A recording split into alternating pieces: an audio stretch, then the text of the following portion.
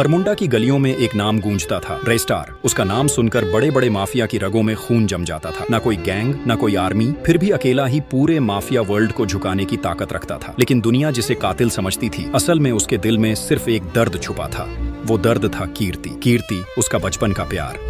दुनिया के लिए रेस्टर खून और बारूद का खेल था, पर कीर्ति के लिए वो एक मासूम बच्चा था जिसने सिर्फ मोहब्बत की थी। एक दिन रेस्टार को इंडिया से बाहर जाना पड़ा। जैसे ही उसकी परछाई इस धरती से हटी, उसका सबसे खतरनाक दुश्मन ब्लैक डेंजर जाग उठा। जो अब तक उसके सामने चूहे की तरह दबा रहता था, अब शेर बन चुका था। उसने रेस्टार के गोदाम जला दिए, उसके आदमी काट डाले गए और जो बचे उन्होंने डर के मारे उसका साथ छोड़ दिया। लेकिन सबसे बड़ा वार तब हुआ जब ब्लैक डेंजर ने कीर्ति को अगवा कर लिया। उसे लोहे की जंजीरों से बांधकर एक पुराने कारखाने में कैद कर दिया। रेस्टार का एक ही भरोसेमंद दोस्त था, ज्ञान भाई। ज्ञान भाई ने अपनी जान दांव पर लगाकर कीर्ति को बचाने की कोशिश की, लेकिन ब्लैक डेंजर के गुंडों ने उसे चारों तरफ से घेर लिया। गोलियों की बौछार हुई और ज्ञान भाई जमीन पर गिर पड़े। 2 दिन बाद आसमान में एक हेलीकॉप्टर उतरा। उसमें बैठा था रेस्टार। चेहरे पर कोई मुस्कान नहीं, आंखों में सिर्फ लावा। हाथ में उसकी नई ताकत थी, शैडो ब्लास्टर, एक ऐसा हथियार जो पल भर में भीड़ को खामोश कर सकता था। रेस्टार जैसे ही कारखाने में दाखिल हुआ, अंधेरा और बारूद की गंध फैली हुई थी। ब्लैक डेंजर कुर्सी पर बैठा हंस रहा था। आ ही गया तू मौत को गले लगाने? ब्लैक डेंजर गरजा। रेस्टार की आंखों में खून उतर आया। उसने कहा तो आखिरकार उसका सामना ब्लैक डेंजर से हुआ। दोनों आमने सामने खड़े थे। रेस्टर ने कहा अब तेरे को कोई भी ताकत नहीं बचा सकती। और फिर शुरू हुआ युद्ध। दोनों की तलवारें आपस में टकराई, जमीन आसमान हिलने लगी। देखते देखते रेस्टार ब्लैक डेंजर को मार दिया। रेस्टर ने कीर्ति की जंजीरें तोड़ दी। कीर्ति कांपते हुए उसके गले लग गई। उसकी आंखों से आंसू बह रहे थे, लेकिन रेस्टार की आंखें सुनी थी, क्योंकि इस जंग में उसने सिर्फ दुश्मन नहीं, अपना सबसे करीबी दोस्त ज्ञान भाई भी खो दिया था। रेस्टार की आंखों से आंसू की एक बूंद गिरी। उसने आसमान की तरफ देखा और कहा, ये जीत तेरे नाम है ज्ञान भाई।